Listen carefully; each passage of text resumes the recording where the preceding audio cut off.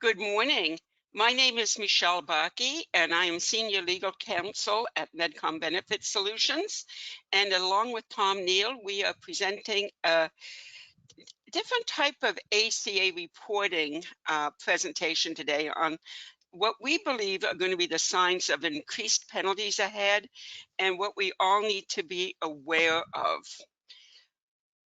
But before we do that, Medcom Benefit Solutions does want to thank all our first responders for all their devotion during this COVID-19 crisis. Everyone who worked at the hospitals and put themselves at risks, and the paramedicals and everybody else, we just want to thank them. Again, my name is Michelle Barkey, and along with Tom Neal, we will be presenting this presentation. The agenda today is going to go, and it's going to talk a little bit about expectations and the Treasury Inspector General and who he is and why we should care, the hard numbers, contentious recommendations, and ACA forms. We must get them right. Well, imagine your financial advisor told you 10 years ago to invest in this absolutely incredible stock. And he told you it was a guarantee that if you invested $10,000, in 5 years, you could triple your money. So fast forward to 5 years, you're looking at that beautiful house you want to buy on the beach. You've already bought a swing set for your kids. You're well on your way to getting your dream home. And then you check on this no fail-safe investment, and what do you find? You only have a $500 increase. How do you feel now? Well, that was the question that was asked this week to the IRS. The Internal Revenue Service had actually made some promises as well. They originally stated that for the tax years 2015 and 2016, despite transitional relief, they believe that they would collect about $17 billion in ESRP penalties, employer shared responsibility penalties. Those penalties where an employer did not offer coverage to 95% of their full-time employees, or had failed to offer coverage that met minimum actuarial value or was not affordable. Then they estimated, and this was done by the actually the Congressional Budget Office, the CBO, they had estimated that it would be a total of $167 billion over the first 10 years of ACA. They were confident, and in 2018, going back to 15 and 16, we started to see those lovely IRS love letters known as the 226J, and they were mailed to applicable large employers who the IRS believed did not satisfy the requirements of the Affordable Care Act. The results. Last week, it was reported that of that $17 billion, the IRS has only collected $749 million. Still a lot of money, but not what they were expecting to collect. It was only 4% of their original goal. And that forecast for the next 10 years, where they were supposed to collect $167 billion, well, now they're looking potentially at a mere $8 billion, only 5% of their original promise. And then considering that the IRS had to get their systems up and operating, they had to develop computer systems, and they had to bring people to do the ESRP penalties. And they estimated that they sent $7 million in 2018 when they began to impose these penalties, getting their applications working. And for what? So what is the Office of the Inspector General? The Office of the Inspector General was the one that brought this to light, and his report was actually written on June 10th of this year. And the Office of the Treasury Inspector General conducts independent audits and investigates and reviews how the Treasury Department is doing. Are they keeping their promises? And then they make recommendations, and they always tell the IRS or how they can improve their program or operations or promote economy and efficiency and effectiveness and prevent detection of fraud and abuse. And the Treasury Inspector General for the Tax Administration also provides leadership to the IRS, and they also have the right to go and make reports, and these reports go directly to Congress. So basically, that's what happened this week. On June 10th, they wrote their report for the first time on how the IRS was doing with the employer shared responsibility penalties. And they made several recommendations, actually 3, but the IRS has already said they're not following through with those recommendations. But are they? They're going to be on the hot seat. Think of the money that we need to support the ACA. The ACA was supposed to be self-supporting. All the monies given out in the marketplace was supposed to be self-supporting based on the ESRP penalties and a lot of other things. And think of the money we have now spent on COVID-19 and the idea that the IRS is going to have to collect every single penny that they can possibly collect. Now, this is basically just a chart that the TITGA put into their report saying exactly the small amount of monies that the IRS has collected. Well, for an example, on the no change closures, basically that means that they've made the changes. They just haven't reported it in their official system yet, but the TITGA could look at it. They had a total of 18,084 cases in 2015. They were supposed to collect $8 billion, and they merely collected 11,674,778. And then in the year 2016, if you look at that, again, they were supposed to now collect $5 billion, and that's how much money they had actually sent out in penalties, penalty notices for $5 billion, and they collected 570,000 of that. So the total numbers are showing that the total closures below, and the numbers far are reduced from what the expectations were. So obviously the TITGA was not happy, and they made some recommendations to the IRS. Now, the first thing they, just to review this, if you have an incorrect form or an incorrect penalty, there is a price for that. It's $270 per form in 2019 if it's filed incorrectly. But, you know, we've had those good faith years, right? Where the IRS every year says, don't worry about it. This is a good faith year. Make your good faith attempts to get the forms right. And then we know what the employer penalties are. If you don't offer coverage to 95% of your full-time employees, or you don't offer coverage that's affordable. And that's where the bone of contention lies with the TITGA and the IRS. So the TITGA said, well, 3 things that we've noticed. Number 1, they said, you send out these ESRP letters, and you say that you have 30 days to reply to them, and then the individuals aren't replying to them, the companies aren't replying to them, and you just kind of put them in abeyance, waiting for them to reply. And down the road, maybe they reply and they say, oh yeah, we offered coverage. And then the IRS says, and they've accepted that as being, okay, they said they offered coverage, therefore we'll close it out, rather than providing them ample proof. Ample proof is always important. And when Medcom does the ESRP letters, we have always provided them proof. Sometimes the IRS would come back and say, hey, show us that you actually did offer coverage, or show us this, or show us that. But the TITGA thought that they were very sloppy in this. They also believe that another issue that they said is regarding this good faith effort. They said, you know, whenever you get these ESRP letters back, and whenever the employers are questioning the penalties, the number 1 reason for a change in the dollar amount is we made an error when we filed the 1095Cs, or we made an error on that 1094C. We actually did offer coverage to 95% of our full-time employees when we indicated to you that we did not. And the IRS and the TITGA said to the IRS, did you go back and say, okay, we're going to forgive the ESRP penalty, but now assess that $270 penalty per form that was incorrect, that was subject to the ESRP?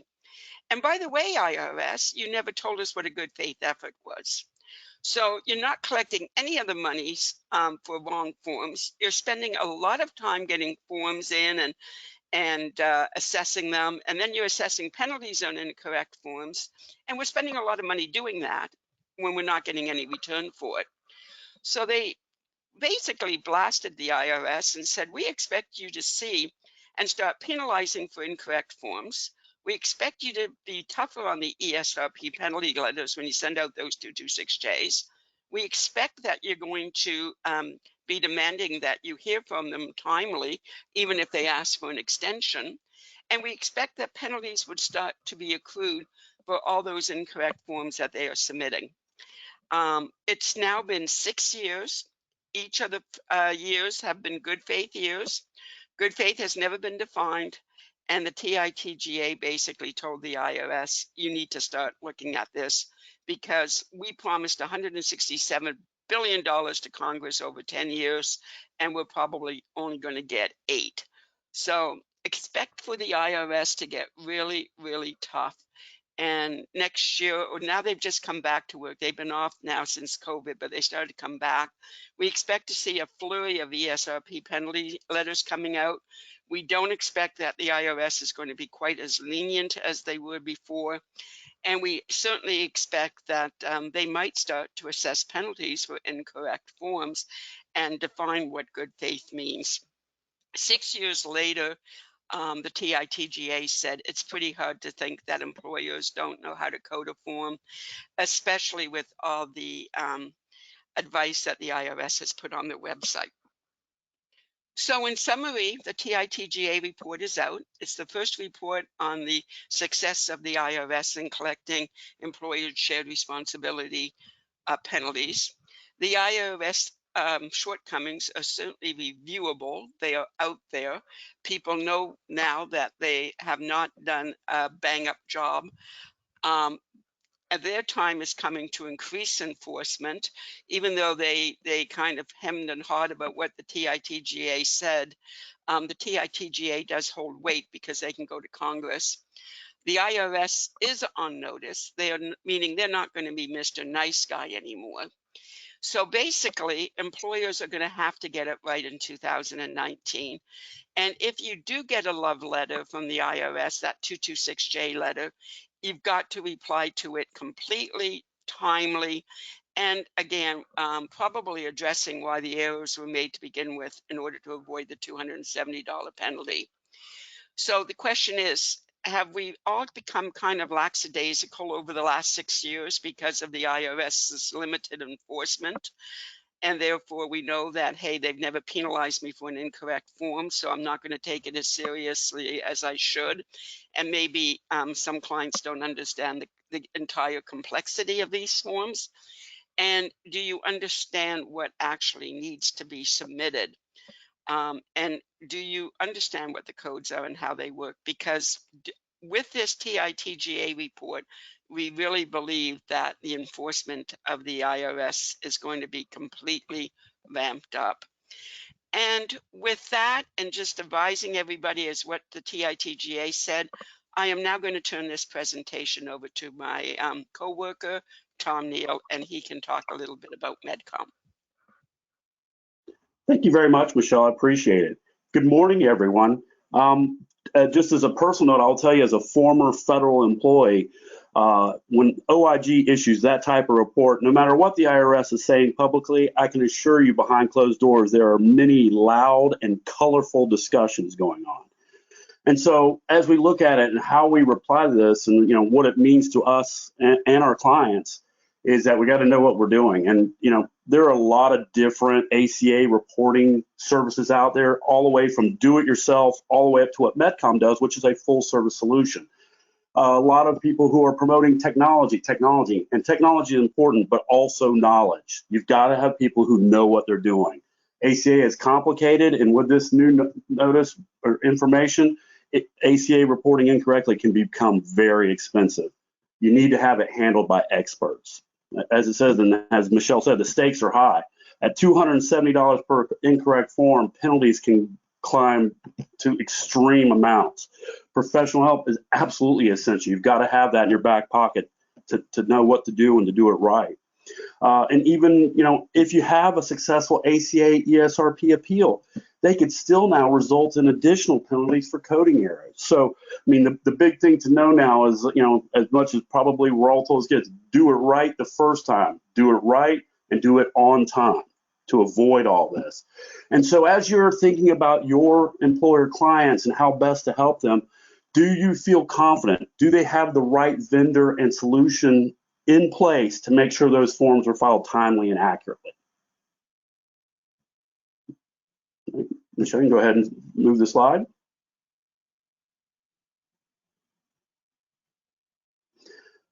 Good news is Medicom does offer a full service solution. Many of you are already familiar with it, but those who aren't, I'd like to go over kind of what is included in that service so that you can see that we are going to perform it correctly and have it done by experts. I mean, the very first thing, and one of the things I think is most important in our service, is that we're going to assign an account manager to your client.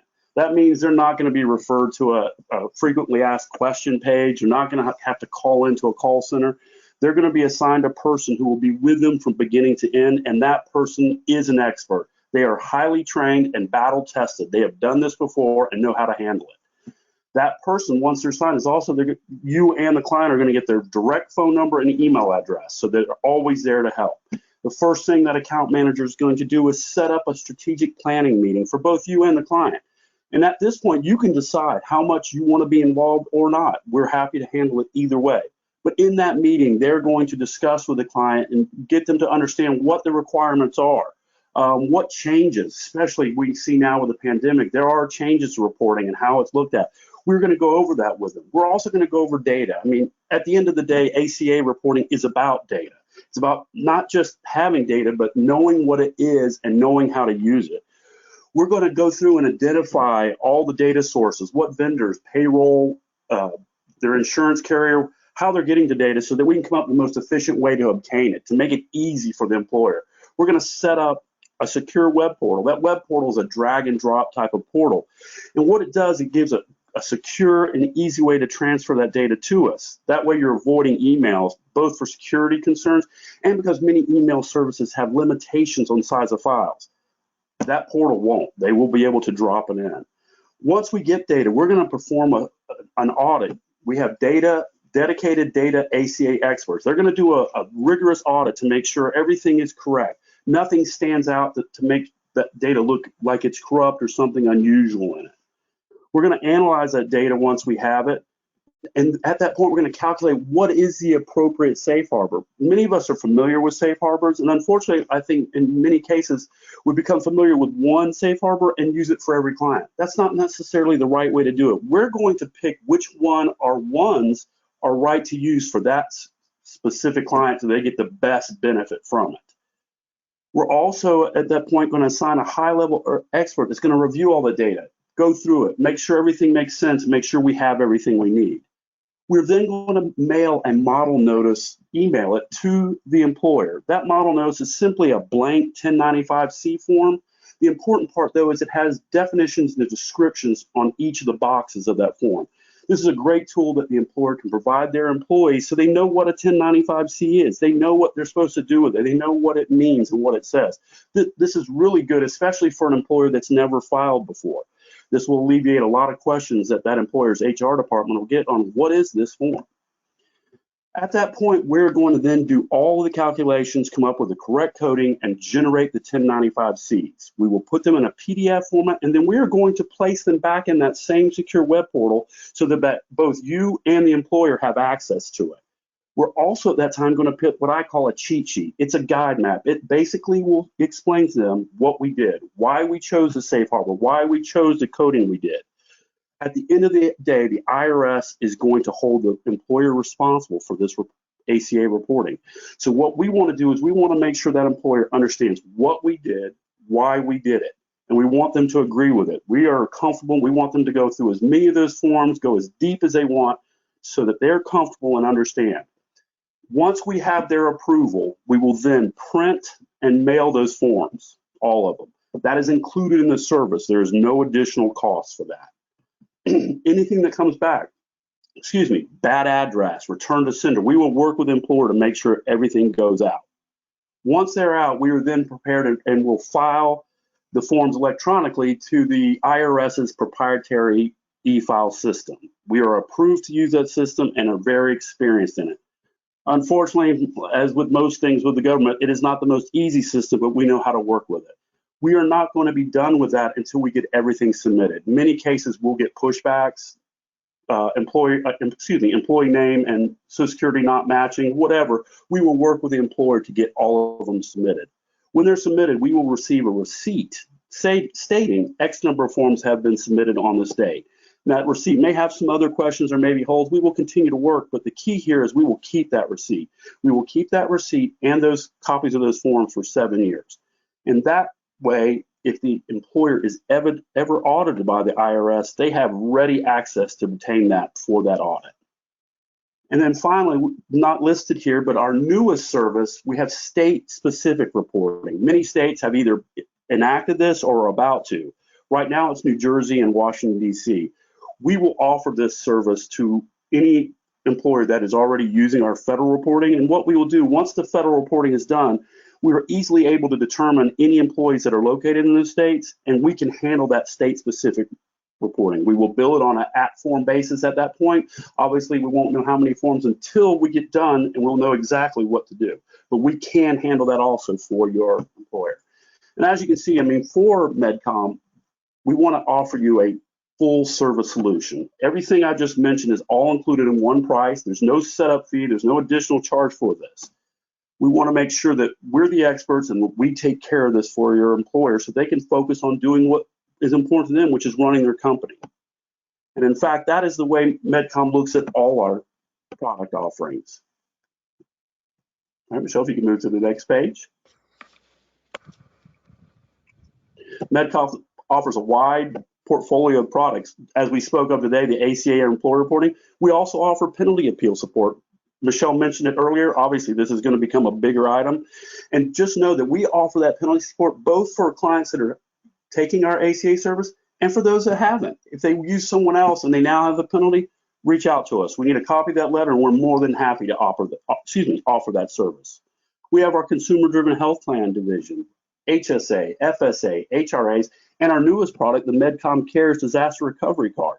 This is a card that takes advantage of Section 139 of the IRS code to give tax benefits to offer this. And it's not just for the pandemic. Unfortunately, there are declared emergencies all the time, weather-related, hurricanes, fires. Many times there are disasters. This is a service that can help employers and employees get through it. We also have our COBRA Premium and Billing Administration, HIPAA Privacy and Security Solutions, and our Health and Welfare Compliance and Actuarial Solutions. And all these solutions are designed to take this load off you and your employer's plate. Let us, the experts, handle it. This also is a great edge for you when you're out there prospecting for new clients. Also, just before we get to questions, I also want to let you know you will be receiving a new invitation shortly. We're going to put together a new series of webinars on ACA reporting and how that can help you, both in regulatory and as a prospecting tool. In fact, our next webinar will be how to use ACA reporting and penalties to prospect for new clients and to retain current clients. And so just be on the lookout for that. At this time, I'm going to hand it back over to Michelle. If you have not submitted a question yet, please go into the chat feature in the GoToMeeting toolbox and submit that, and we'll be happy to answer them for you. Michelle? Thank you, Tom. We did have one question is how many years has the IRS actually issued penalty notices for? And that answer is they've done it for 2015, 16, and 17, and they're about ready to start 18.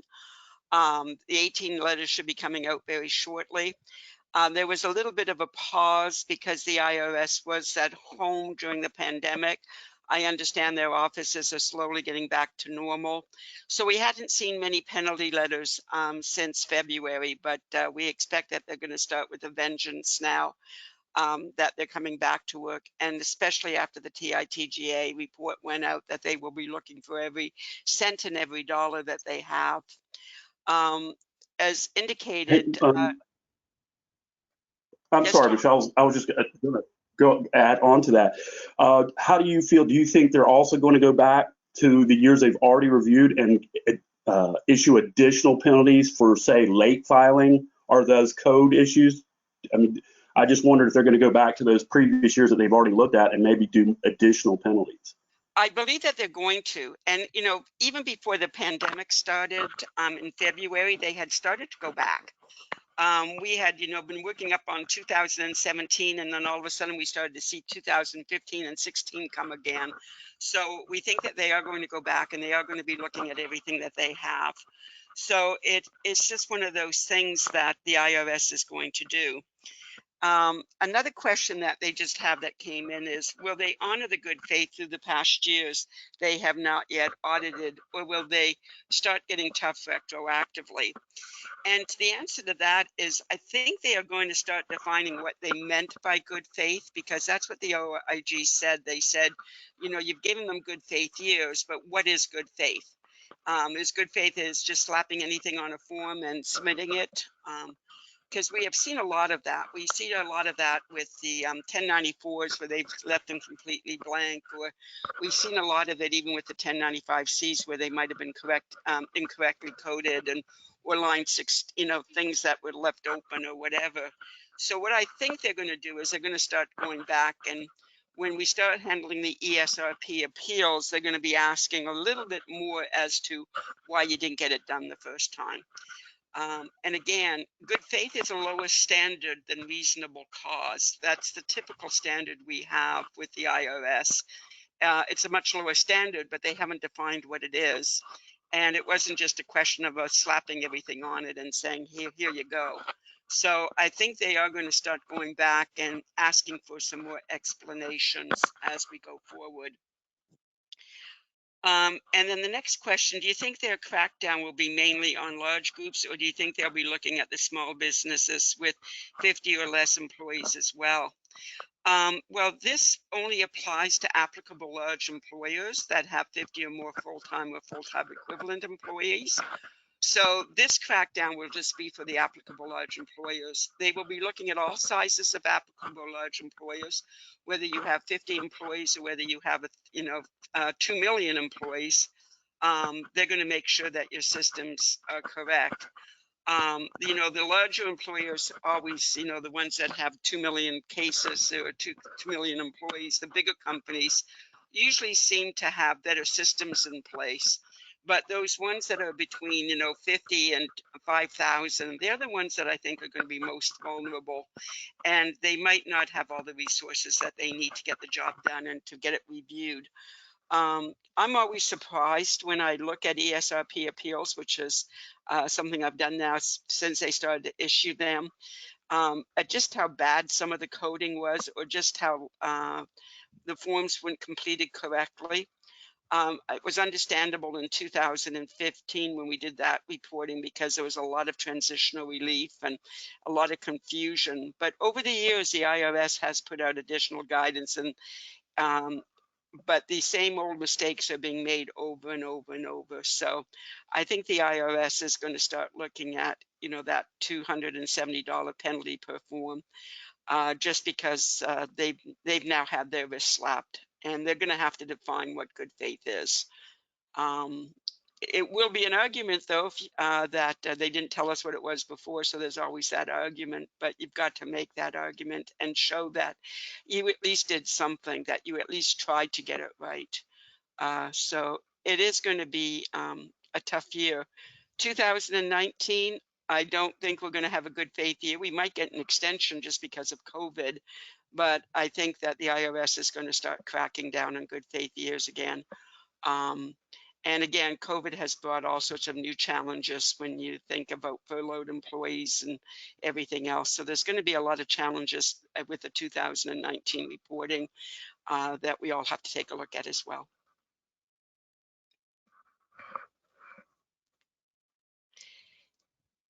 And Tom, I don't see any other questions at this time. So do you want to say a final word before we sign out? Thank you, Michelle. The only thing I would say is if any other questions come up after this presentation, please feel free to reach out to either of us. We're more than happy to help. And again, as always, if you need a proposal or need to to set up a meeting to discuss something with a prospect, I'm more than happy to do that for you. Thank you, Michelle. Thank you, Tom, and thank you all for attending today. You will be getting a copy of the presentation as well as the slides, and we'll also make sure that we get you a link to the TITGA report. It was heavily redacted, but again, you can generally get the gist of what we were saying today through that report.